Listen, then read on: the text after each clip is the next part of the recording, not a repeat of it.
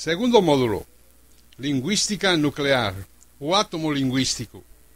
Vamos apresentar a continuação o segundo descobrimento no campo linguístico. Hipótese. A partir dos dados da pesquisa, formulamos a seguinte hipótese. A língua é a união e combinação de átomos linguísticos. Eis a representação gráfica do átomo linguístico, conforme o modelo planetário e quântico de Niels Bohr. No passado, a língua foi definida como uma união de sistemas linguísticos, como a união de palavras, orações, formas, estruturas e atos de fala. Porém, atualmente, como vamos mostrar, podemos defini-la como a união e combinação de átomos linguísticos. Vamos explicar isso. Esta é a representação gráfica do átomo conforme o modelo planetário e quântico de Niels Bohr. O átomo na física tem uma estrutura nuclear. Um núcleo com partículas atômicas, prótons, nêutrons e ondas de energia, e camadas de elétrons circulando em órbitas ao redor do núcleo. Também um átomo linguístico tem uma estrutura nuclear. Um núcleo semântico com partículas linguísticas, prótons, nêutrons e ondas de energia, e camadas de elétrons linguísticos circulando em órbitas em volta do núcleo. É o que vamos provar pelos dados da pesquisa.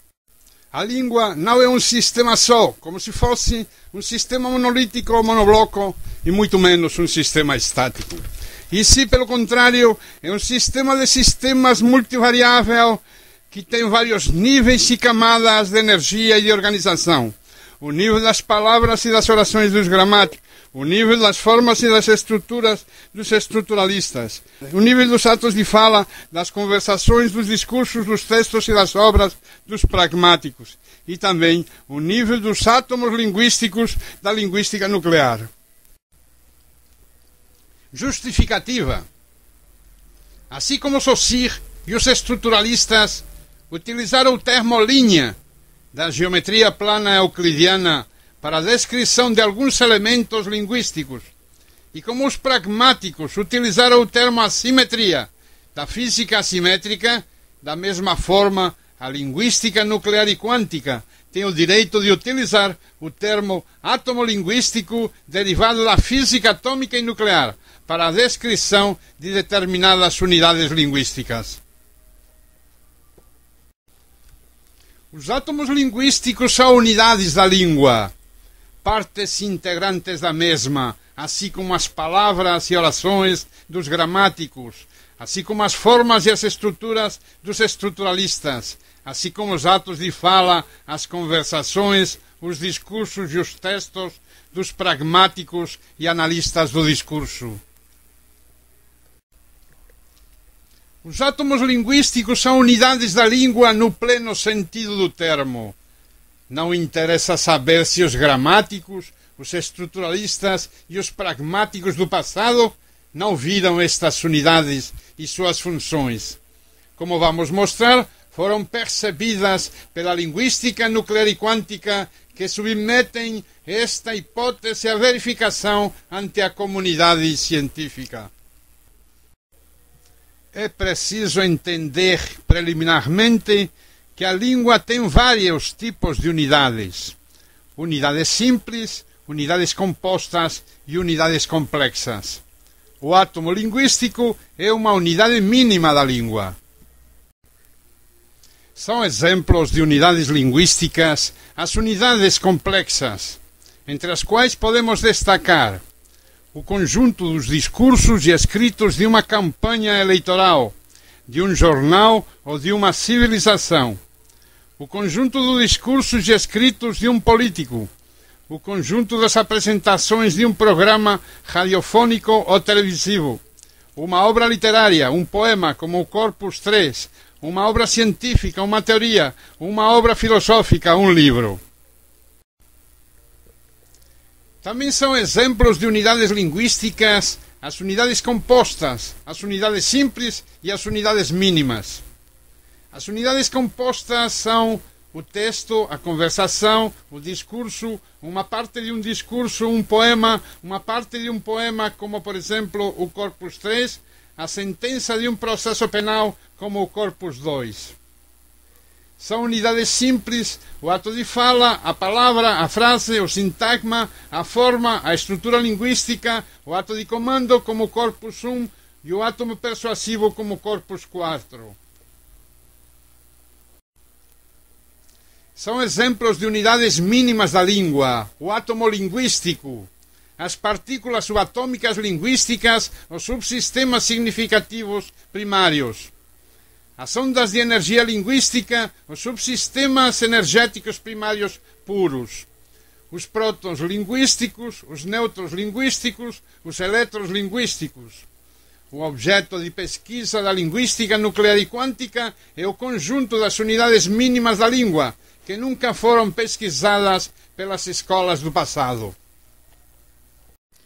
O átomo linguístico é um tipo de unidade da língua que tem as seguintes propriedades.